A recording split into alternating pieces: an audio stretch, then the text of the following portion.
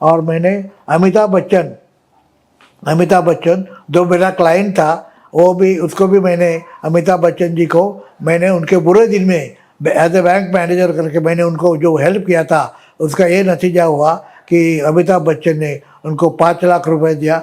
बाकी के भी हॉलीवुड के लोगों ने उनको पैसा दिया और नामदेव ढसाल को मैंने वो बड़ा ऑपरेशन करके उसको जिंदा रखा। बहुत बड़ा ऑपरेशन उसका किया। तो मैं पेपर पढ़ता जा रहा था और मेरे सामने जो बैठे हुए मेरे रिलेटिव थे वो रोने लगे थे। वो इतने रोते थे कि मुझे आश्चर्य पड़ा कि ये कौन है बाबा साहेब अम्बेडकर, जिनका नाम सुनते वो लोग रोते हैं। तो मुझे ये नहीं पता था कि ये कौन है। और अमेरिके में उसी वक्त ब्लैक पैंथर नाम की पार्टी काम कर रही थी। ये ब्लैक पैंथर थी, वहाँ के जो ब्लैक पीपल थे, वो ब्लैक पीपल ने पैंथर, वहाँ का जो इम्पोर्टेंट आदमी था बॉबी सील और न्यूटन, ये लोग दो स्टूडेंट ने पार्टी को की निर्माण किया ब्लैक पैंथर। केवल भारत के हर यूथ को ऐसा लगता है कि मैं ही दलित पैंथर, हम किसी जगह जाकर दलित पैंथर की हम स्थापना नहीं करते थे, एसोसिएशन की स्थापना नहीं करते। वहाँ का हर लड़का, हर यूथ अपने आप को मैं पैंथर रहा हूँ, मैं दलित पैंथर रहा हूँ करके आता था। क्या व्हाट इज ब्लैक पैंथर, वो किस तरह से लड़ रहे हैं, वो वाइट पीपल के अगेंस्ट कैसे लड़ रहे। तो हमने विचार किया वो वाइट के विरोध में लड़ रहे, हम यहाँ सवर्णों के विरोध में यानी ब्राह्मण के विरोध में, यहाँ कास्टिज्म के विरोध में लड़े। और इसीलिए मैंने और नामदेव ढसाल ने, आई विल रिपीट, मैंने और नामदेव ढसाल में मुंबई के स्ट्रीट में 29 मई 1972, आई विल रिपीट, 29 मई 1972 इस तारीख को हमने ब्लैक पैंथर जैसे दलित पैंथर की स्थापना की। जय भीम एवरीवन। आज मेरे साथ जेवी पवार सर हैं, दलित पैंथर के को फाउंडर रहे हैं और ये लेखक भी हैं, पोएट भी हैं। काफ़ी सारी किताबें इन्होंने लिखी हैं, 40 से ज़्यादा। और इन्होंने लिटरेरी मूवमेंट में भी अपना योगदान दिया है और सामाजिक मूवमेंट में भी दिया है। दलित पैंथर बना के जो है जो रिवॉल्यूशनरी मेथड भी काफ़ी जो है यूज़ किए। तो हम जेवी पवार सर से बात करेंगे और जानेंगे कि उनके टाइम का जो मूवमेंट रहा, जेवी पवार साहब के टाइम का, जो बाबा साहब के बाद का टाइम था, और आज का जो टाइम है, जो अभी 2024 में क्या पोजीशन है अम्बेडकरवादी आंदोलन की। तो जय भीम सर। जय भीम सर। तो आप जो है महाराष्ट्र में पैदा हुए, यहीं पे पले बड़े और यहाँ पे भी मूवमेंट किया आपने। तो आपने किस तरीके से बचपन से लेके बदलते हुए देखा अम्बेडकरवादी आंदोलन? पहली बात यह है कि मैं बिल्कुल देहात का लड़का हूँ। मेरा गांव ऐसे जगह था जहाँ दिन में एक भी एसटी नहीं जाती थी या एसटी कभी जाती ही नहीं थी। ऐसे देहात में मेरा जन्म हुआ। वहाँ जो स्कूल था वो भी स्कूल कक्षा 1 से 4 तक ही थी। तो मैंने उसी ज़माने में मेरे घर में मेरी फैमिली जो थी वो बहुत ही गरीब थी। दूसरे के घर काम करके, यानी कि गांव का जो पाटिल रहता है, मुखिया रहता है, उसका वो जो जानवर रहता था, उन जानवर को संभालने का काम भी मैंने किया है। मतलब और अनटचेबिलिटी तो इतनी थी कि हमारे उसी ज़माने में हमें कोई स्पर्श भी नहीं करता था। मतलब हम अस्पृश्य थे, ठहरे अस्पृश्य थे। तो ऐसे अस्पृश्यता में और ऐसे बुरी हालत में मैं जी रहा था। कोई स्वाभिमान नाम की चीज़ नहीं थी। मैंने इसके बारे में कभी सोचा भी नहीं था। मैं चौथी तक, 4th स्टैंडर्ड तक मेरे गांव में शिक्षा लिया। मुझे एक कानून ने मेरे माँ को ऐसा क्यों लगा कि मुझे आगे सिखाना पड़ेगा, शिक्षित करना पड़ेगा, मगर उसने अपने हृदय पे पत्थर रखकर मुझे बम्बई भेजा। जिस दिन मैं बम्बई में 1955 में आ गया, तब तक मैं आपको कहना चाहता हूँ कि मैंने डॉक्टर बाबा साहब अम्बेडकर का नाम तक नहीं सुना था। मैंने बताया कि हमारे गांव में कोई भी ट्रांसपोर्टेशन नहीं था, कोई कम्युनिकेशन था, कोई पेपर तो कभी छोड़ दो, इन न्यूज़ भी कहीं आती नहीं थी, ना तो उसी ज़माने रेडियो था, ना कोई नहीं था। तो मुझे पहले दफ़ा मैंने बाबा साहब का नाम 6 दिसंबर को अब 1956 को जब उनकी मौत हो गई, उस दिन मैंने उनका नाम सुना। बात ऐसी हुई कि मैं 5वीं कक्षा में था और मुझे मेरे बड़े भाई ने बहुत लंबे स्कूल में भेजा था ताकि मैं बाकी बच्चों के साथ खेल कूदना नहीं करे, केवल अभ्यास ही करे, स्टडी करे। इसलिए मुझे उसने लंबा स्कूल में भेजा और वो लंबा स्कूल में 11 to 5 का इसका टाइम था। तो करीबन 1-1:30 बजे हमारे स्कूल में न्यूज़ आई होगी कि डॉक्टर बी.आर. अम्बेडकर का देहांत हुआ। तो हमारे स्कूल मैनेजमेंट ने इमीडिएटली आधा दिन की छुट्टी जाहिर की और हमारी स्कूल छोड़ दी। तो मुझे इस बात का बहुत ही आनंद हुआ कि मुझे अब आधा दिन घर जाएंगे, हमारे साथियों के साथ मैं खेलूँगा, ऐसे मुझे और मैं आनंद के साथ मैं मेरे घर में आया। उसी ज़माने में मैं धोबीतलाव एरिया जो है मेट्रो सिनेमा वहाँ रहता था। तो वहाँ आने के बाद कई आधा या 1-2 घंटे के बाद मेरे जो लोगों के साथ में रहते थे, और मेरे चाचा हो या मुझे जो भी कोई लोग थे, वो आते वक्त वो पेपर लाते, न्यूज़पेपर लाते थे।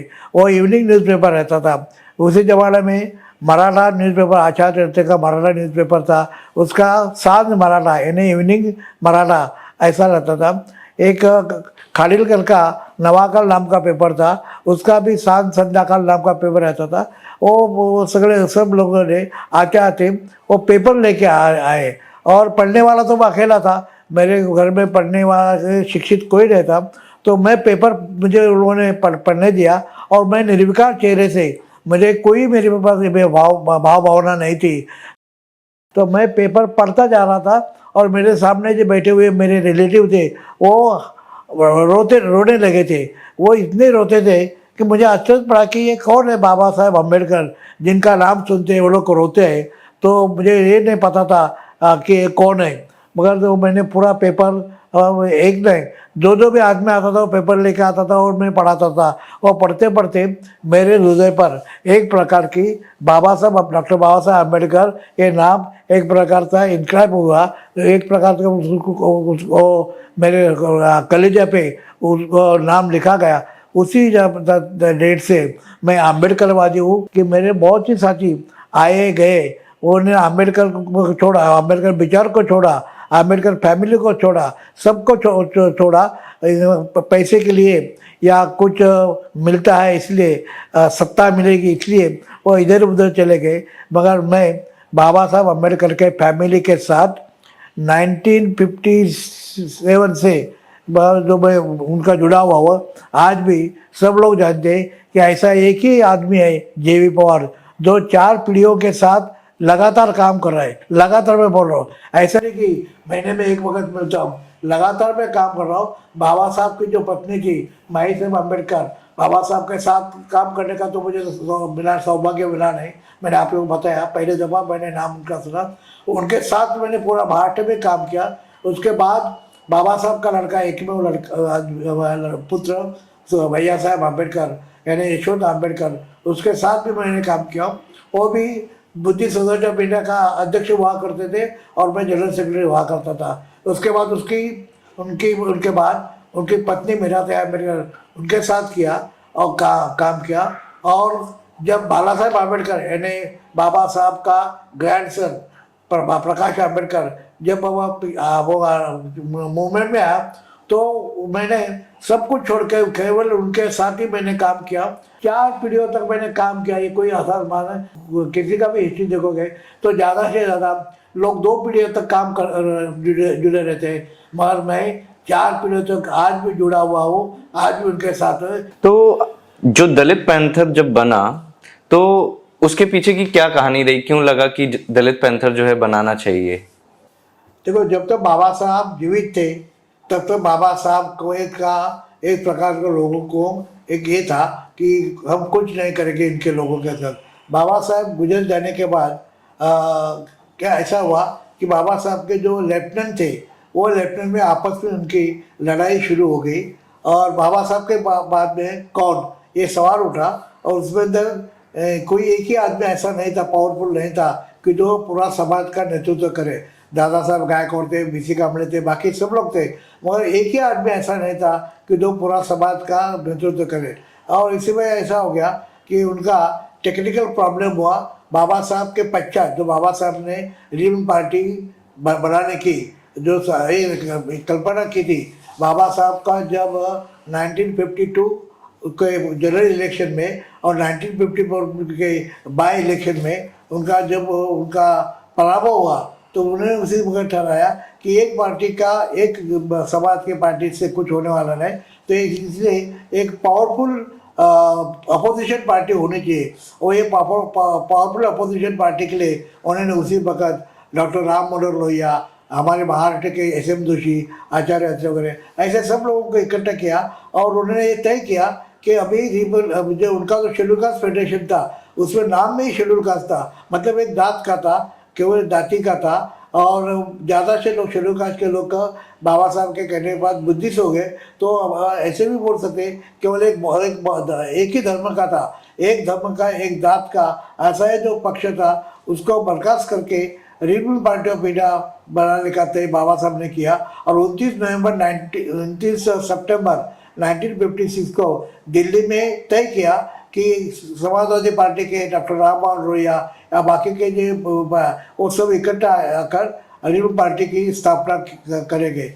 महाराष्ट्र के हमारे लोग मीटिंग के लिए गए, पर ऐसा हुआ उसी दिन राम मनोहर लोहिया हैदराबाद में थे, उनका जो प्लेन था वो प्लेन वो पकड़ नहीं सके, इसलिए वो आए नहीं।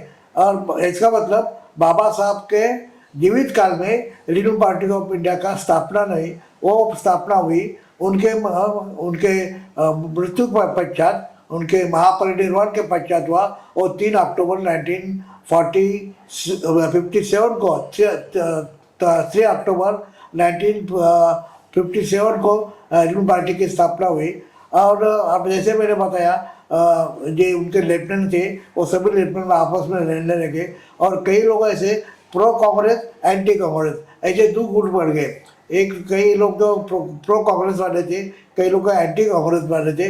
बाबा साहब को स्वयं ही एंटी कांग्रेस वाले थे। वो जो गांधी के साथ उनका झगड़ा आपको मालूम है, what Congress and Gandhi have done for untouchable, ऐसा उनका ग्रंथ भी लिखा हुआ है। मगर ये कांग्रेस के विरोध में थे, मगर कई लोग कांग्रेस के साथ गए। और ऐसा हो गया कि समाज में जो समाज एक पोलारी शक्ति थी, एक आयन ऐसे संगठन था, आयन जैसा संगठन था, वो स्लोली वो ख़त्म होने लगा। और वो ख़त्म होने के बाद अब अभी इनके पास पावरफुल ये नहीं पार्टी नहीं, तो इसका नतीजा ऐसा हुआ कि कांग्रेस वाले जो थे, उसी में कांग्रेस पार्टी हर गांव में कांग्रेस पार्टी थी, वो लोगों ने ये किया कि दलितों पर अन्याय अत्याचार करने का शुरू कर दिया। और इतने अत्याचार हो गए, इतने अत्याचार होने लगे कि आप उसी ज़माने में हम जब पेपर पढ़ते उठते तो पेपर में सबसे यही न्यूज़ आती थी, कहाँ किसी को ये ड्रिंकिंग वेल में कुछ मरे हुए कुत्ते डाले, या किसी के आँख फोड़े, या किसी को वो घोड़े पे बैठा इसलिए उनको कोई ने चप्पल या बूट पहना इसलिए उसको मारा। इस प्रकार का अत्याचार, या कभी कभी महिलाओं को भी अत्याचार होता था, उनको पर बलात्कार किया जाता था। इस प्रकार का जो न्यूज़ आता था, हम उसी ज़माने में राइटर थे, मैं राइटर था और मेरे साथ भी मेरे राइटर दोस्त थे। मेरे साथ नामदेव ढसाल था, राजा ढाले था, बहुत लोग, बागुरा हम लोग लिखते थे। तो हमने ये तय किया कि इंदिरा गांधी ने जब 1965 में एक कमेटी की, उसका नाम था एलिया पेरुमल कमेटी। एलिया पेरुमल एक साउथ के MP थे, उनके अध्यक्षता में एक अभ्यास गट एक स्टडी ग्रुप गया और उस स्टडी ग्रुप को उसने बताया कि देश भर जाओ और अन्याय अत्याचार जो भी दलितों पर अत्याचार होता है उसका एक कंसोलिडेटेड रिपोर्ट तैयार कर लो। वो जो कंसोलिडेटेड रिपोर्ट उन्होंने किया, उसमें तो हमारे महाराष्ट्र का दादा साहब गायकवाड़ का भी मेंबर था। वो लोगों ने जो कंसोलिडेटेड रिपोर्ट किया वो इतना बुरा था कि वो गवर्नमेंट को एक्सेप्ट करने के लिए भी गवर्नमेंट तैयार नहीं थी, हाउस के फ्लोर पे रखने के लिए भी तैयार नहीं थी। मगर उसी ज़माने के जो MP थे, जैसे कि SM जोशी थे, NG गोरे थे, बैद्यनाथ पे थे, ऐसे जो वो लोगों जो थे, वो लोगों ने गवर्नमेंट को हिलाकर वो रिपोर्ट फ्लोर पे रखने के लिए एक किया। एक गांव में तो ऐसा हुआ कि उन औरतों की परछाया उन वेल पे पड़ी, उन्होंने वेल को हाथ नहीं लगा, वेल का पानी पिया नहीं, फिर भी इसको केवल उनकी परछाया गिरी, इसलिए उनको नंगा, उनको पूरा गांव भर दोनों औरतों को नंगा उनको फिराया। तो हमने ऐसा विचार किया कि बस हो ये लिखना बिखना, अभी हमने रास्ते पे आके लड़ना है और इसके खिलाफ लड़ना है। अब जब तक लड़ते नहीं तब तो ये अत्याचार का मुकाबला हो रहे। उसी ज़माने में मैं आपको याद दिला दूंगा कि पूरी इंडिया देश में हलचल मच गई थी। एक प्रकार का वॉलकआउट होता है हुआ था हर और अमेरिके में उसी वक्त ब्लैक पैंथर नाम की पार्टी काम कर रही थी। ये ब्लैक पैंथर थी, वहाँ के जो ब्लैक पीपल थे, वो ब्लैक पीपल ने पैंथर, वहाँ का जो इम्पोर्टेंट आदमी था बॉबी सील और न्यूटन, ये लोग दो स्टूडेंट ने पार्टी को निर्माण किया ब्लैक पैंथर। और वो जो लड़ते थे वो वहाँ का रिपोर्ट यहाँ के न्यूज़पेपर में आते थे। हमें मालूम था क्या व्हाट इज ब्लैक पैंथर, वो किस तरह से लड़ रहे हैं, वो वाइट पीपल के अगेंस्ट कैसे लड़ रहे। तो हमने विचार किया वो वाइट के विरोध में लड़ रहे, हम यहाँ सवर्णों के विरोध में यानी ब्राह्मण के विरोध में, यहाँ कास्टिज्म के विरोध में लड़े। और इसीलिए मैंने और नामदेव रसाल ने, आई विल रिपीट, मैंने और नामदेव रसाल में मुंबई के स्ट्रीट में 29 मई 1972, आई विल रिपीट 29 मई 1972 इस तारीख को हमने ब्लैक पैंथर जैसे दलित पैंथर की स्थापना की। हमें ये मालूम नहीं था कि बम्बई के एक छोटे रास्ते में तय हुई या स्थापित की गई पार्टी कल पूरे देश भर जाएगी या पूरे वर्ल्ड भर जाएगी। ये कोई हम बोलते था, हम नहीं मानते थे, मगर आज वस्तुस्थिति ऐसी है कि आज दलित पैंथर जिसने काम केवल 2.5 बरस किया, ज़्यादा काम नहीं किया, केवल 2.5 बरस काम किया, पर इस तरह का काम किया कि सरकार को हमने हिला दिया था, यहाँ की व्यवस्था को हिलाया था। हम इस्टेब्लिशमेंट के विरोध में रहते, हम ना सरकार से कुछ लेते थे, ना घर लेते थे, ना कुछ लेते थे, किसी प्रकार का कमिटियाँ लेते थे, हम केवल सरकार के खिलाफ थे। और ये हमारा झगड़ा इतना पावरफुल था कि केवल 2.5 बरस में, क्योंकि उसी ज़माने में इंदिरा गांधी ने इमरजेंसी लगाई थी, तो इसलिए हम ज़्यादा काम नहीं करें। 2.5 बरस में जो काम किया वो काम का आप देखोगे तो इसका हिस्ट्री बन गया है। केवल भारत के हर यूथ को ऐसा लगता है कि मैं ही दलित पैंथर को किसी जगह जाकर दलित पैंथर की हम स्थापना नहीं करते थे, एसोसिएशन की स्थापना नहीं करते। वहाँ का हर लड़का, हर यूथ अपने आप को मैं पैंथर रहा हूँ, मैं दलित पैंथर रहा हूँ करके आता था। और जिस गांव में अत्याचार होता था उस गांव पर हम जाते थे, एक प्रकार का अटैक करने के हेतु जाते थे। हमने वायलेंस किधर किया नहीं, जो बाबा साहब ने कॉन्स्टिट्यूशन में लिखा है उसका इम्प्लीमेंटेशन करना यही हमारा था। क्योंकि इम्प्लीमेंटेशन होता नहीं था, तो इम्प्लीमेंटेशन होने के लिए नॉन वायलेंस का यूज करके हमने कहा भी वायलेंस किया नहीं। हम गांव में जाते थे, वहाँ के जो मुखिया थे उनको हम पकड़ते थे, मगर हमने किसी को ना मारा ना किसी को वायलेंस किया। तो इसमें हमको केवल सरकार ने हमें जो भाषण कर रहे थे वो भाषण के खिलाफ हम 153A का मुकदमा चलते थे। ऐसे मुकदमा से हमने इसका उन्होंने सरकार ने हमें बेजार किया या हमें इसका एक कष्ट दिया कि एक आज केस समझो गढ़चिरौली में है तो दूसरे दिन केस कोल्हापुर में हो गई, यानी कि 2000 किलोमीटर के से लंबा हो गई। तो उसी ज़माने में हमारे पास ना मीडिया थी ना पैसा था, हमारे पास कुछ भी नहीं थे, हमारे पास वकील भी नहीं थे, हमारे समाज में वकील भी कम थे। तो इस हमें सरकार ने जैसा ब्लैक पैंथर को उन्हें हैरान किया वैसा हमने उनको हैरान करने का प्रयास। तो यहाँ की पुलिस, यहाँ की मीडिया, ये सब हमारे विरोध थे। उन विरोध को ठुकरा कर हमने 2.5 वर्ष में जो काम किया वो काम आज पूरा वर्ल्ड में उसको दोहराया जाता है या उसके बारे में स्टडी किया जाता है। तो जैसे कि दलित पैंथर बना, उसके बाद आज भी देखते हैं कि काफ़ी सारे संगठन जो हैं जैसे कि भीम आर्मी, भीम सेना और भी तमाम जो है संगठन बने। तो आप अगर कंपेयर करें, देखें कि ये संगठन दलित पैंथर से कितना मिलते हैं और क्या क्या सीख जो है दलित पैंथर से ले सकते हैं। कई यूथ ऐसे हैं कि वो अपने जान पे जान लगाकर काम करते हैं, उनके लिए मेरा उनको जय भीम है। मगर ज़्यादा से युवक ये आज की जनरेशन छोड़ के हमारे बाद में के जो जनरेशन थी, वो थोड़ा सा वो जनरेशन वो एक प्रकार की स्वार्थी हुई थी, क्योंकि हमने नाम बना दिया। हमने दलित पैंथर का एक ऐसा नाम बनाया कि जिसका नाम लेके सामने का आदमी जो काम रहा था, इसका फायदा उसने लिया ना, तो उसने कुछ लड़ाई की, मगर वो ज़्यादा से ज़्यादा वो बाद में पॉलिटिक्स में गए। पॉलिटिक्स में और बाबा साहब का जो मूल उद्देश्य था कि यहाँ की पहले सामाजिक समता लाना चाहिए, इक्वलिटी लाना चाहिए। वो इक्वलिटी लाने के बजाय हमारे बाद में की जो पीढ़ी थी, वो पीढ़ी पॉलिटिक्स में गई। जैसे कि आप जानते हैं हमारे पीढ़ी के बाद का रामदास अठावले, आप उनको जानते, वो हमेशा सरकार के साथ होते हैं। तो सरकार के साथ रहने से हमारा जो लड़ाकूपन था वो कम हो गया, और लोग अपने को अच्छे तरह से जीना चाहते थे।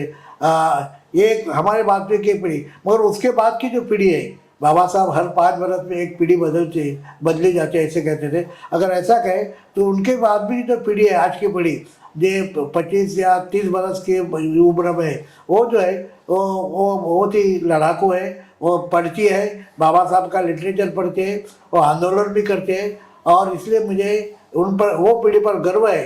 इसलिए मैंने आपको बता दूंगा, शनिवार को हमारे इधर मेरे यही बिल्डिंग में एक प्रोग्राम हुआ था, जिस प्रोग्राम को मैं सुबह से शाम तक मैं हाजिर था। मैं इसलिए हाजिर था क्योंकि जो मेरे सामने जो लड़कियां थी, जो लड़के थे, ये 25 से 30 बरस के उम्र के थे, और 25 से 20 साल के उम्र के लड़के अगर लड़ना चाहते, लड़ाकू चाहते, इस्टेब्लिशमेंट के खिलाफ जाना चाहते, तो मेरे लिए ये अच्छी बात है। मैं वैसा आशावादी हूँ, और इस आशावाद का फल मैंने देखा, मैंने आंखों से देखा कि आज की पीढ़ी है वो स्वार्थी नहीं है, स्वार्थ के पीछे नहीं है, और पॉलिटिक्स के पीछे नहीं, और जहाँ भी अन्याय अत्याचार होते उसके खिलाफ जाते हैं, और बाबा साहब को पढ़ते, फुले को पढ़ते। ये अच्छी बात है, क्योंकि बाबा साहब बोले थे, जो समाज पढ़ेगा वही रहेगा। इसलिए मैं आनंद से कहना चाहता हूँ कि नई पीढ़ी के मुझे कुछ उम्मीद है, और वो मेरी उम्मीद पूरी करेगी, ऐसी मुझे आशा है। तो जो जेबी पवार सर बात कर रहे हैं जिस कार्यक्रम की, तो वो अंबेडकर भवन मुंबई में दादर में 10 फरवरी को जो हुआ था, वो था all India independent schedule caste association एक इवेंट जिसका नाम था दलित एजेंडा। सर, आपने बोला कि जो दलित पैंथर के फाउंडर हैं तो वो सिर्फ 2 लोग हैं। हाँ, तो आप और नामदेव ढसा, पोएट, ये भी पोएट था, मैं भी पोएट। तो राजा ढाले का नाम भी हम सुनते हैं। राजा ढाले जो है मेरा 1966 से साथी है। हम कॉलेज में एक साथ में पढ़ते थे, और राजा ढाले उसमें लिटिल मैगजीन की एक मूवमेंट थी।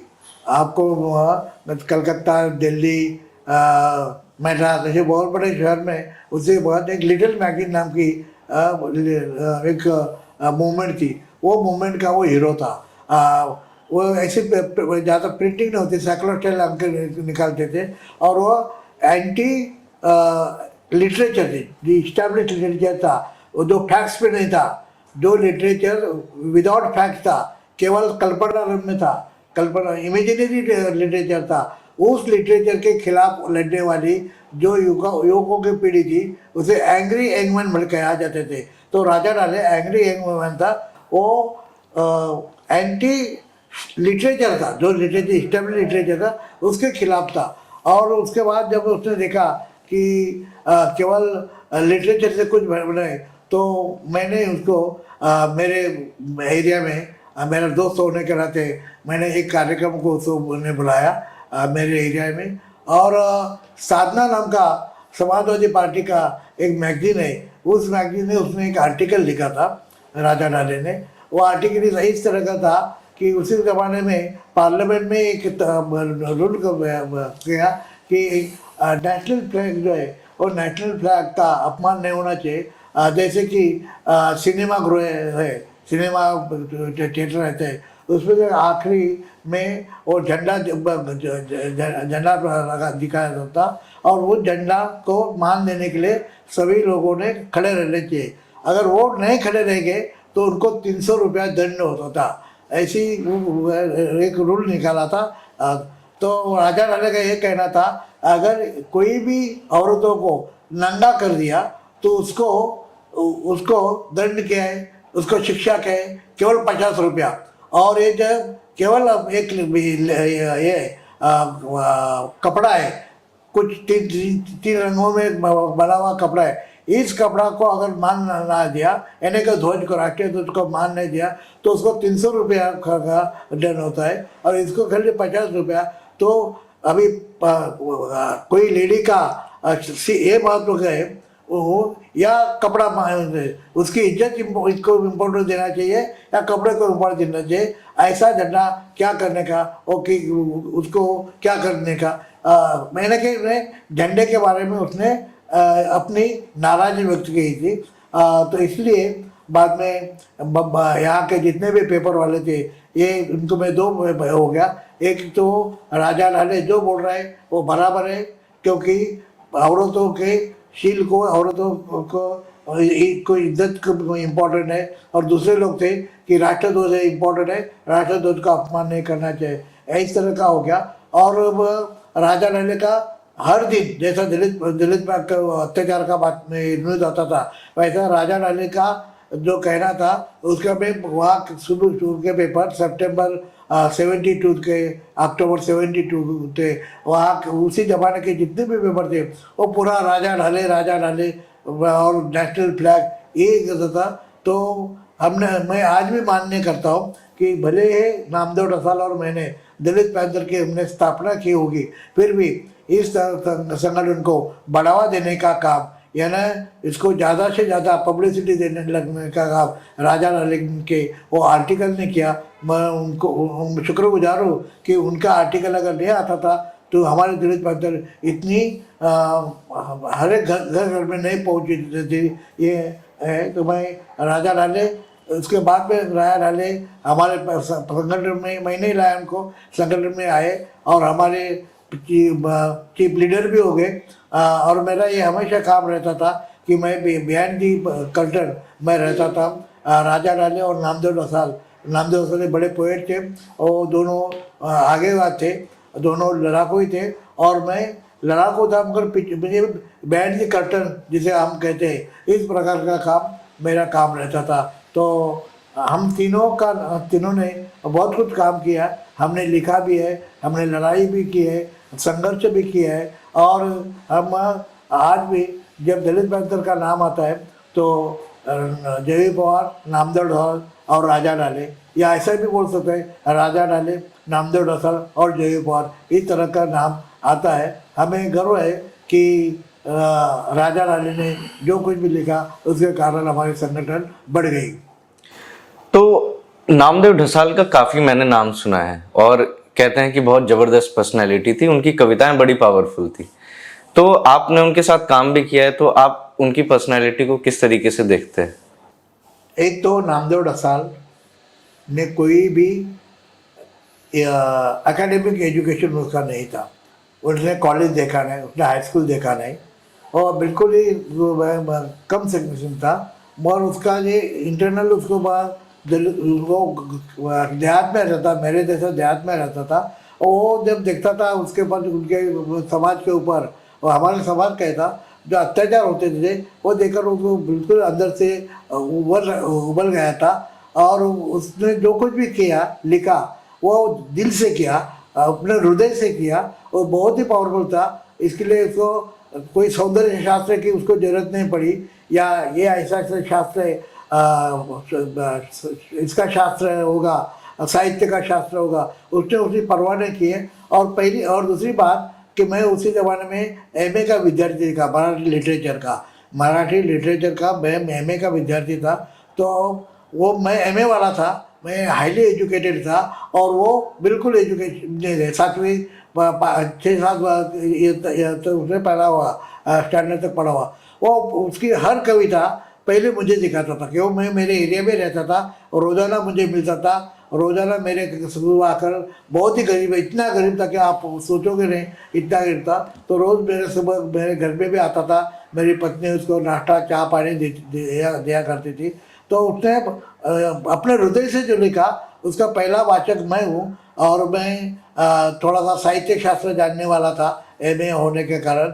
तो मैंने उनको कई कई शुरू में उनको कई जो शब्द मुझे भी मालूम नहीं थे, उनको देहात में जो शब्द यूज़ किए जाते ऐसे शब्द उसका यूज़ करता था।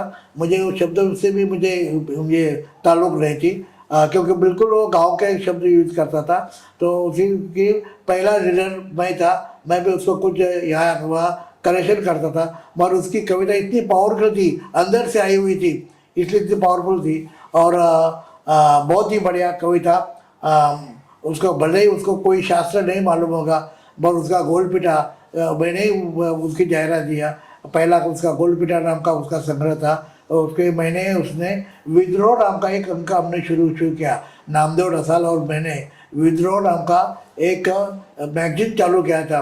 उस मैगजीन में भी हमने ब्लैक पैंथर का एक किया था, नामदेव रसाल की कविता भी उसमें थी, हमारे सब लोगों की कविताएँ थी। तो हमने शुरू से ही विद्रोह का नारा लगाया था और ये हमारा साथी विद्रोही था। इस विद्रोह के सेकंड अंक में राजा लाले का एक बहुत बड़ा आर्टिकल है, जो उसने ब्लैक पैंथर के बारे में भी लिखा हुआ है। तो हम तीन बिल्कुल फ्रंट लाइन पे काम करते थे। बाद में हमारे साथ भाई संगारे जुड़ गया, अविनाश वाचकर जुड़ गया और कई लोग जुड़ गया।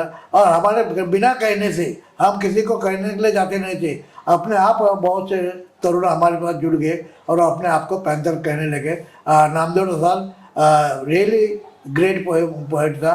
उसको साहित्य, उसको गवर्नमेंट ने पद्मश्री भी दी। साहित्य का नाम बड़ा था, मगर उसके ऊपर उसको कई लोगों ने खींचने का प्रयास किया, उसके ऊपर एक प्रकार की जादू लगाने का ट्राई किया और उसको मार्क्सिस्ट थ्योरी उसके कविता में आने लगी। और वो यहाँ के जो मार्क्सिस्ट लोग थे, वो लोगों ने उसको पकड़ लिया और हमारे साथ स्लोली उसने छोड़ दिया।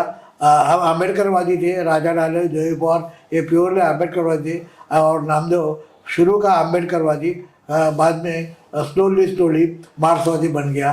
और वो मार्क्सवादी बनने के कारण या मार्क्सवादी विचारों का वो वे करने लगा, इसलिए हमने हमारी उसकी जमती नहीं थी। और दो गुट हो गए, एक गुट का नाम था राजा लाले गुट और दूसरे नाम का गुट का नाम था नामदेव रसाल गुट। और मैं आपको जैसा बोला कि मैं तो केवल दोनों के बीच में उनको ये करने वाला आदमी था, मगर मैं मान्य करता हूँ कि मैं उस वजह सक्सेसफुल नहीं हुआ। आखिर हमारा संगठन टूट ही गया, दो गुट हो गया। और मैंने राजा लाले के साथ रहने का तय किया, नामदेव रसाल के साथ मैं नहीं रहेगा। फिर भी नामदेव रसाल आखिरी तक वो मेरा दोस्त रहा। और एक बात मैं आपको बता दूंगा, उसको एक बहुत बड़ा रोग था, डिसीज़ था, जो अमिताभ बच्चन को डिसीज़ था, ऐसा बड़ा डिसीज़ था। वो बिल्कुल बहुत बड़ा उसका ऑपरेशन हो रहा था। उसी ज़माने में 40-50 हज़ार की ज़रूरत थी उसका ऑपरेशन के लिए।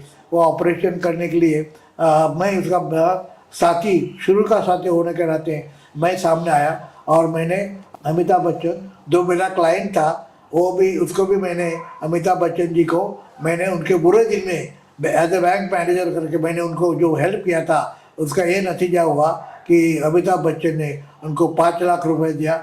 बाकी के भी हॉलीवुड के लोगों ने उनको पैसा दिया और नामदेव रसाल को मैंने वो बड़ा ऑपरेशन करके उसको जिंदा रखा। वो बहुत बड़ा ऑपरेशन उसका किया। मैं शुक्रगुजार हूँ अमिताभ बच्चन को, मैंने हेल्प किया, इसलिए उसने मेरे कहने पर के कारण नामदेव रसाल को 5 लाख रुपया, उसी ज़माने में 5 लाख रुपया देना ये कोई आशा एक चीज है, उसने दिया और बाकी सब लोगों ने भी पैसा दिया। तो नामदेव दसल अगर मेरा विरोध भी था, हमारे मेरे गुट के भी नहीं था, फिर भी हम बुद्धिस्ट थ्योरी के नाते हमने उसको हेल्प किया और आखिरी तक मैं उनके साथ अपने उनको मैं हेल्प करता रहा। उनकी बॉडी भी हॉस्पिटल से मैंने और उसका एक भाई गायकवाड़, वो लोग दोनों ने हमने बाहर लिया और यहाँ जहाँ बाबा साहब का अंतिम विधि हुआ वहाँ उसका अंतिम विधि किया। काफ़ी लोग उसमें शामिल थे और मैं तो इतना ये हुआ था कि नामदेव दसाल के सिवाय जीना मुश्किल है। इस तरह का मैं पूरा दिन मैं मेरे आंसू टपकते रहते थे। तो एक मेरा बड़ा अच्छा दोस्त, मेरे से उम्र में बहुत ही कम है, मेरे से उम्र में बहुत कम है, ऐसा ये मेरा साथी मुझे छोड़ के चला गया। उसके बाद राजा ढाले भी ऐसा ही गया। राजा ढाले मेरे से 4 बरस से बड़ा था, सबसे बड़ा राजा था। उसके बाद मेरी उम्र थी, बाद में भाई संगारी था, नामदेव दसाल था और अविनाश मातेकर। ये हमारे 5 लोग हमें 5 पांडव कहा करते थे। मगर इसमें के 3 लोगों का कंट्रीब्यूशन ज़्यादा है क्योंकि 3 लोग लेखक भी थे और लड़ाकू भी थे। जितने भी जो को फाउंडर्स थे दलित पैंथर के, वो साहित्य से आते थे, साहित्य लिखते थे। भले ही उनका जो एजुकेशन जो है इतना ना हुआ हो, स्कूल में ना एजुकेशन हुआ हो, लेकिन फिर भी उन्होंने साहित्य लिखा। तो साहित्य, दलित साहित्य जो बाद में कहा गया कि ये जो साहित्य इन्होंने लिखा उसका नाम दलित साहित्य पड़ा, जो पढ़ाया भी जाता है। तो ये साहित्य क्या पहले भी लिखा जा रहा था कि आपने जो लिखना शुरू किया कहीं से प्रेरणा आई और इस दलित साहित्य ने संगठन को और मूवमेंट को विचारधारा प्रोवाइड करने के लिए किस तरीके से काम किया? जो आपका जो पहला जो था कि दलित पैंथर के जितने भी फाउंडर है, दलित पैंथर के जितने भी फाउंडर हैं, दलित पैंथर के फाउंडर केवल नामदेव दसाल देवी पौर है। मगर हम जब चालू किया उसी वक्त हम इस्टेब्लिश लेखक थे। मैं, बाबूराव बागुल थे, केशव बेसाब थे, गंगाधर पांतवाने थे, हम 12 लोग थे। उस 12 लोग में पूरे महाराष्ट्र के हर जिले के थे, महाराष्ट्र के 12 लोग थे।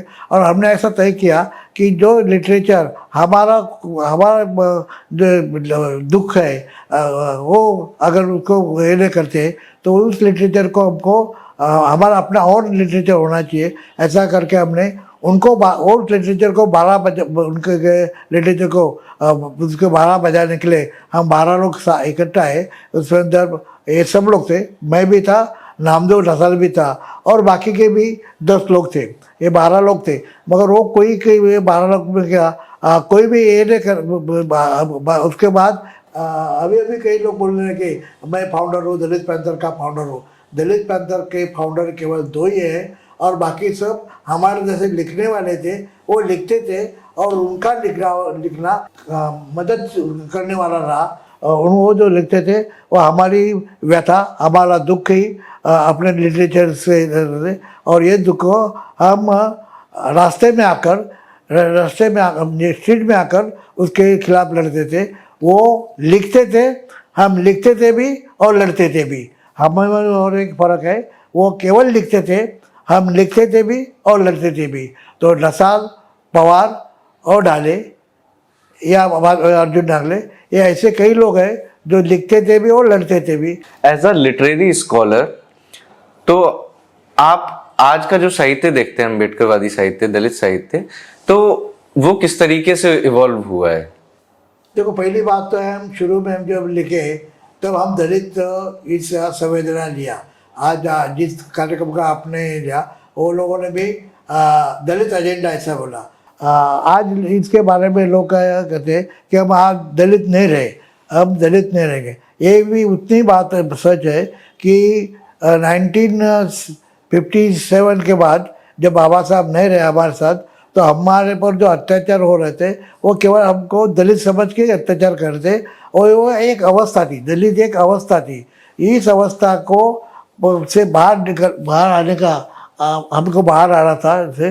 तो इस अवस्था से बाहर आने के लिए हमने लड़ा और उसके बाद हमारा राजा डाले या मैं या बाकी ऐसे के लोगों ने हमने अब अपने आप को दलित नहीं समझते, हमारे लिटरेचर को दलित लिटरेचर नहीं करते, क्योंकि हमारी ऊर्जा, हमारा विचार अगर बाबा साहब अम्बेडकर से स्टार्ट होता है या उसने जो दिए विचार उसके मुताबिक अगर हम काम कर दें तो उस लिटरेचर को हम अम्बेडकराइट लिटरेचर या फुले अम्बेडकराइट लिटरेचर या ऐसे कहते। आज हम दलित लिटरेचर करके नहीं रहते, मगर आप देखोगे कि पूरे भारत में आज भी दलितों की जो अवस्था हो रही है, एक बच्चे को केवल पानी पी रहा था इसलिए उसको मारा गया है, ये अगर देखा है तो आज भी दलितों की अवस्था भयंकर है। तो इसलिए मैं, कई लोग दलित अवस्था से बाहर आए, मगर कई ज़्यादा लोग आज भी दलित है, इसलिए मैं अपने आप को अम्बेडकराइट समझता हूँ, अम्बेडकराइट लिटरेचर वाला समझता हूँ।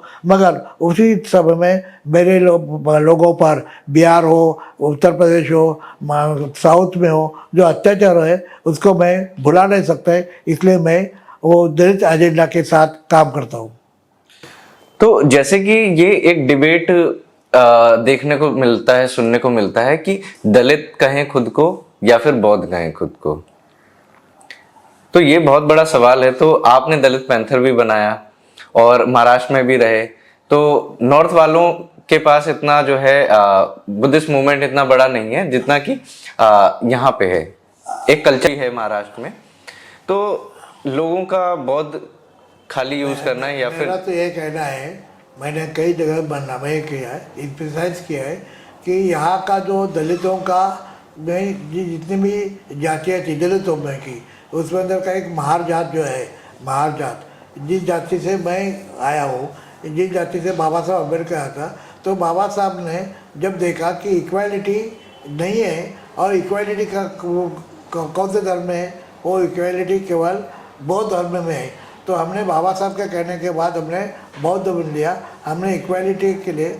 और आज अगर आप देखोगे महाराष्ट्र के लिए, महाराष्ट्र में तो आपको मालूम पड़ेगा ही कि जो बुद्धिस्ट है वही हाईली क्वालिफाइड है, वही सांस्कृतिक दृष्टि कल्चरली एडवांस है, वो चाहे संगीत में हो, नाटक में हो, सिनेमा में हो, हर जगह, या IAS हो, IPS हो, हर जगह वो आगे है। इसका ये कारण केवल हमें रिजर्वेशन मिला ये कारण नहीं, क्योंकि हमने बाबा साहब ने जो हमें बौद्ध धर्म का सिखाया, और बौद्ध धर्म में उसने हमको ये परमिशन दिए कि यू आस्क द क्वेश्चन करने की, ये जो हमने करने लगे तो हम क्वेश्चन करते थे, उसका हमें जवाब भी मिलता था। तो ऐसा क्वेश्चन बाकी की जो कम्युनिटी है, जैसे कि चमार है, बाकी के लोग हैं, वो क्वेश्चन नहीं पूछने थे, क्योंकि वो हिंदू धर्म में क्वेश्चन पूछने को अलाउ नहीं, वो है जो है, जो लिटरेचर है वो चाहे रामायण हो, महाभारत हो या कुछ भी हो, जो है वो है, उसको कोई सवाल नहीं पूछ सकते। मगर बुद्धिस्ट आइडियोलॉजी लेने के बाद हम क्वेश्चन पूछने लगे, और हमने उससे हमें एक प्रकार की हमें जिसे स्वतंत्रता वैचारिक स्वतंत्रता वो हमें मिली। इसलिए हमारा जो प्रगति हुई वो प्रगति केवल रिजर्वेशन से नहीं, रिजर्वेशन उनको भी मिलता है, चमार को भी मिलता है, सबको रिजर्वेशन मिलता है, पर उनकी प्रगति नहीं हुई, हमारी प्रगति हुई। इसका एक ही कारण है कि हमने साइंटिफिक ऐसा बौद्ध धर्म का स्वीकार किया। जैसे कि हमको सुनने को भी मिलता है कि बौद्ध पर्याय महार और महार पर्याय बौद्ध, बाकी यहाँ पे और भी जातियां हैं शेड्यूल कास्ट के अंदर, तो वो क्यों नहीं अम्बेडकरवादी मूवमेंट में इतना आगे आ पाई?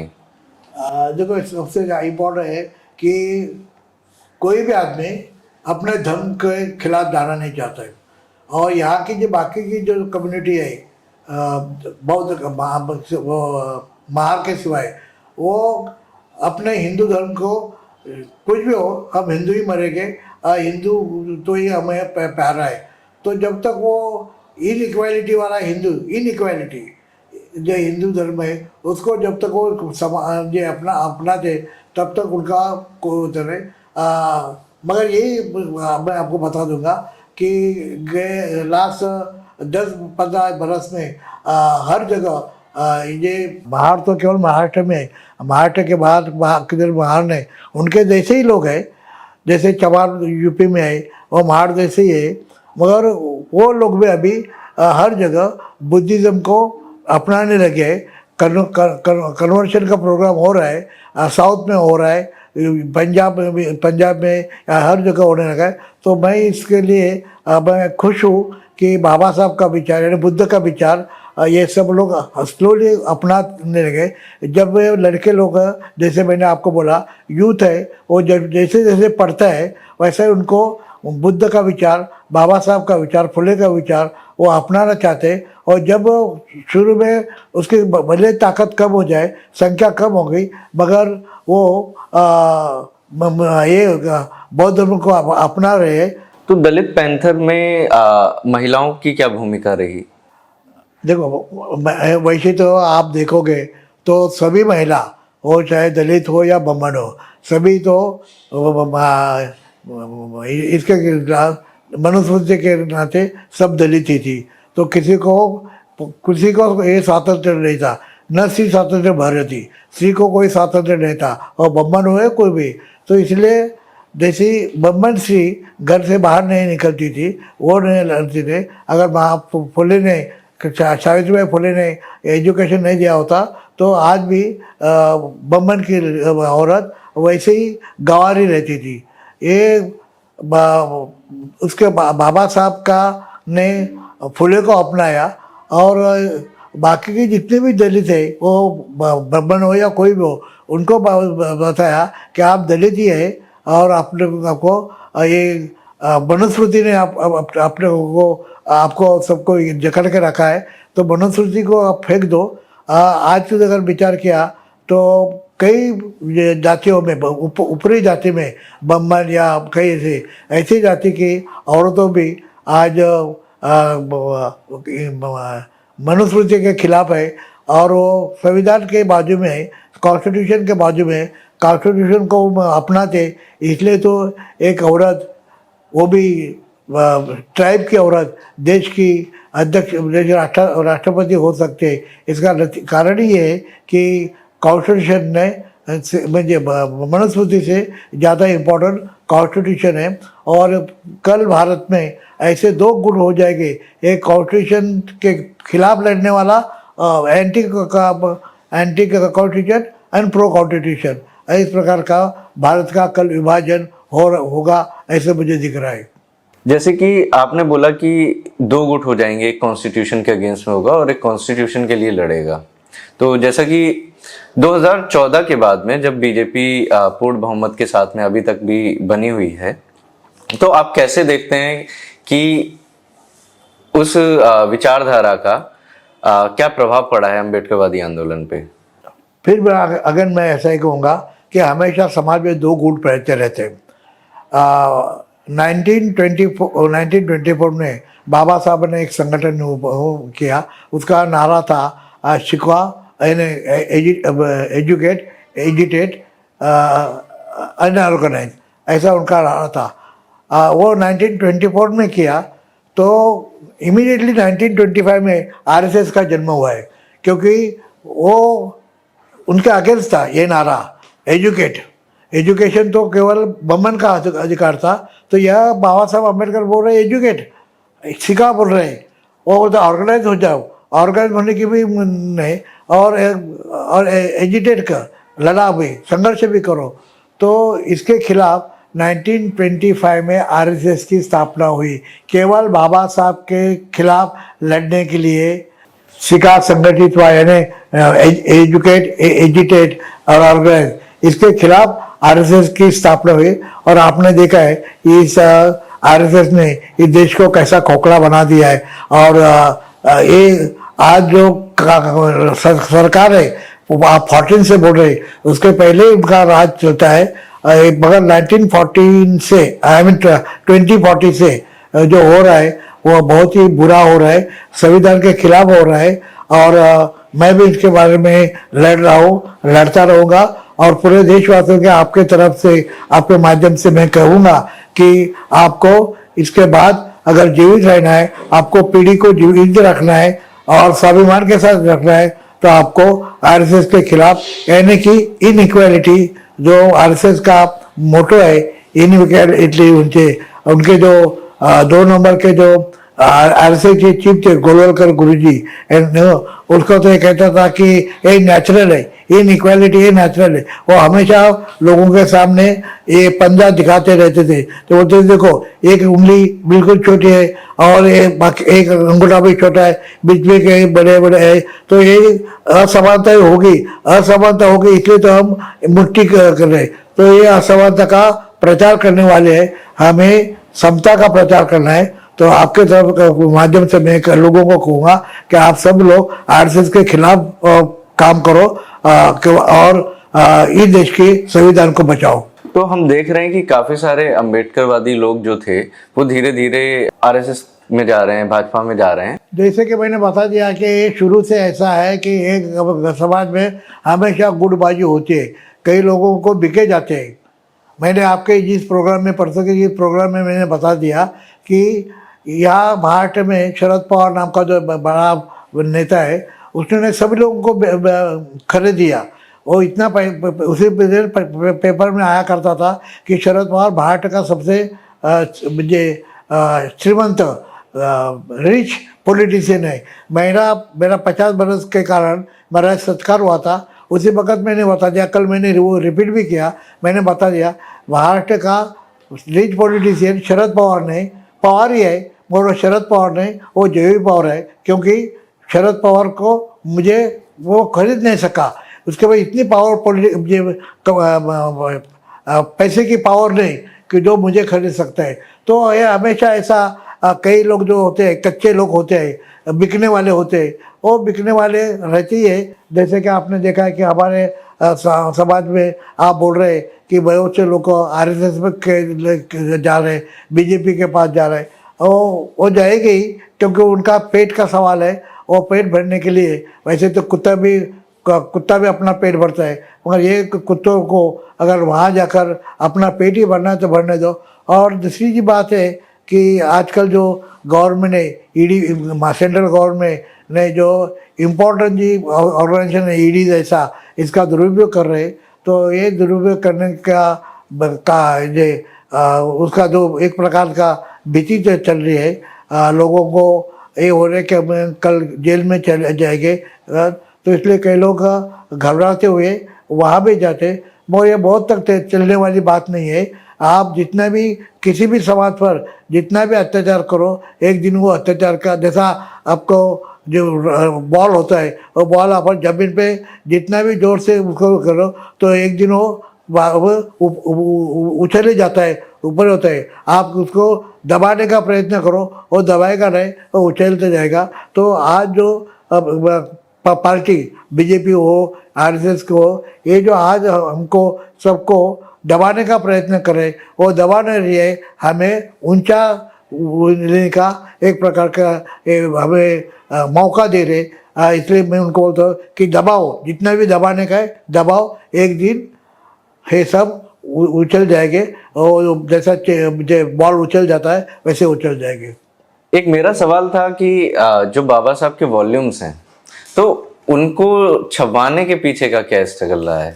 7 तारीख को बाबा साहब का अंत्येष्टि हुआ, 8 तारीख को अस्थि को इकट्ठा नहीं किया गया। क्यों नहीं किया, ये मेरे सामने सवाल था। जैसे मैंने पूछा कि सवाल पूछना हमने बाबा साहब ने सिखाया, तो मैंने अपने आप को सवाल पूछा 8 तारीख को क्यों नहीं ये लोगों ने किया। तो मुझे उसका जवाब ये मिला कि 8 तारीख को बाबा साहब की पत्नी माई साहेब अम्बेडकर, डॉक्टर सविता अम्बेडकर, और बाबा साहब का लड़का भैया साहेब अम्बेडकर यानी यशवंतराव अम्बेडकर, ये दोनों दिल्ली में गए थे। क्यों गए थे? तो बाबा साहब का जितना भी प्रॉपर्टी था, वो प्रॉपर्टी उस दिन गवर्नमेंट ने अपने हाथ में लिया। क्यों लिया? क्योंकि ऐसे के लोग कहते थे कि बाबा साहब के मृत्यु के लिए ये माई साहेब यानी कि बाबा साहेब की द्वितीय पत्नी ये रिस्पॉन्सिबल है, ऐसा समझकर उसको इस प्रकार का बाइकआउट लगता। तो ये दोनों भी कोर्ट दिल्ली में गए, और कोर्ट ने बाबा साहब का जितना भी मटेरियल था, लिटरेचर था, विशेषता अनपब्लिश्ड लिटरेचर, जो अनपब्लिश्ड लिटरेचर था, और सब अनपब्लिश्ड लिटरेचर कोर्ट में अपने ताबे में लिया।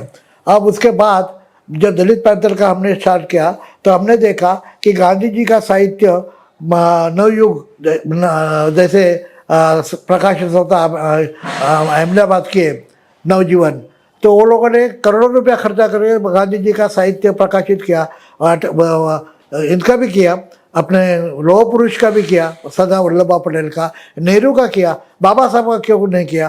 तो हम हमेशा ये हमारे मोर्चा में ये सवाल रखते थे, ये प्रश्न रखते थे कि बाबा साहब का लिटरेचर है वो गवर्नमेंट की तरफ से प्रकाशित होना चाहिए। इस प्रकार का एक दिन मैंने एक मेरा मैं एक महाराष्ट्र के मुख्यमंत्री शंकरराव चौहान थे मुख्यमंत्री, उनको मिलने के लिए मैं गया। मेरे साथ अठावले भी थे और कई लोग थे, उनके मेरे नेतृत्व में हमने उनको मिला।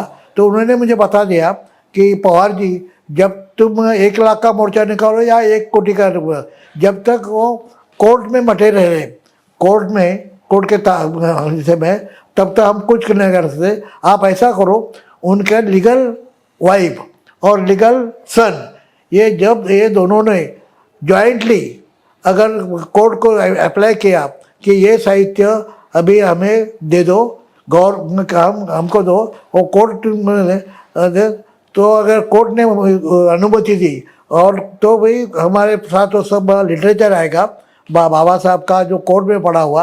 अतिरिक्त की बात ये है कि जो ये साहित्य जिस बिल्डिंग में था, वो बिल्डिंग में मैं बैंक ऑफ इंडिया का अधिकारी हुआ करता था और मैं देखता था कि दोपहर के समय में जब अगर लंच में मैं जाता था तो देखता था कि वो जो बड़े बड़ी ट्रंक थी, काली कलर की ट्रंक, जो पुराने ज़माने में ऐसा ट्रंक रहता था, उसे देखा तो उसके ऊपर कॉकरोच थी, और कल का कॉकरोच आज और बड़ा होता था। मतलब वो बाबा साहब का जितने भी कागज़ थे, वो कागज़ वो कॉकरोच खाते थे।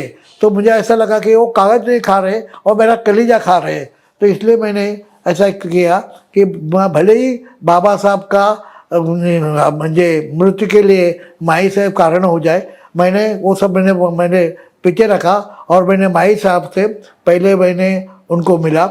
उनको जब तक उनके सिग्नेचर नहीं मिलती तब तक लिटरेचर प्रिंट नहीं हो सकता था। तो मैंने पहला माई साहब को ही किया। माई साहब के साथ जैसे मैंने बता दिया कि मैं पूरा महाराष्ट्र उनके साथ घुमाऊँ बाबा साहब का ये लेकर। उसके बाद मैंने बाबा साहब का लीगल सन उसके साथ काम करने लगा और दोनों का मैंने इस प्रकार का विश्वास संपादन किया कि मैं एक दिन मैंने एक लेटर लिखा, अपील लिखा और वो कोर्ट को अपील था कि हम दोनों जॉइंटली हम आपको विनती करते कि बाबा साहब का जितना भी अनपब्लिश लिटरेचर जो पढ़ा हुआ है कोर्ट में, वो कोर्ट मुक्त करो। और ये अच्छी बात होगी कि मुझे माई साहब ने वो सिग्नेचर दिया, भैया साहब ने भी सिग्नेचर दिया और तभी से वो जो जितना भी लिटरेचर बाबा साहब का अनपब्लिश लिटरेचर था वो सब बाहर आ गया। और मैं तो पब्लिश नहीं कर सकता था, बहुत ही पैसे के सवाल था। तो मैंने गवर्नमेंट को उसी ज़माने में हमने गवर्नमेंट को बोल दिया। गवर्नमेंट ने एक कमेटी स्थापित की, जिस कमेटी में मैं नहीं था क्योंकि मैं सरकारी अधिकारी था, बैंक अधिकारी था। और आजकल मैं उस कमेटी का अभी मेंबर हूँ, मुझे पता नहीं मैं मेंबर हूँ। और आप अगर देखोगे तो सरकार कोई भी हो, हम बाबा साहब के सभी के सभी जितने भी अनपब्लिश लिटरेचर है और सब प्रिंट कर रहे हैं। और इसमें मेरे जितने भी साथी है कमेटी के मेंबर, वो भी हमें साथ दे रहे हैं। हमारे सेक्रेटरी है, वो भी पूरे से काम करते हैं। और बाबा साहब का सब लिटरेचर हम जल्दी ही लोगों के सामने जितना भी लिटरेचर है वो चाहे कौन से भी इंग्लिश में है तो आया है। और इसलिए वो लिटरेचर बाहर आ गया, इसलिए पूरे वर्ल्ड के लोगों को बाबा साहब का लिटरेचर पढ़ने मिला। इसलिए मैं अपने आप को शाबाशी देता हूँ कि मैंने ये काम किया और इसलिए बाबा साहब का लिटरेचर आज पूरे वर्ल्ड में जा रहा है। इसलिए मैं अपने आप को धन्यवाद देता हूँ। तो ये कहानी है कि बाबा साहब का लिटरेचर अभी कोई भी ये नहीं कर सकता है। अभी पब्लिश होने वाला है, पूरा होगा। मेरे जैसे आदमी वहाँ है, मैं कल होगा नहीं होगा, मेरे जगह और कोई आएगा, मगर बाबा साहब का लिटरेचर पब्लिश करने का हमने तय किया है।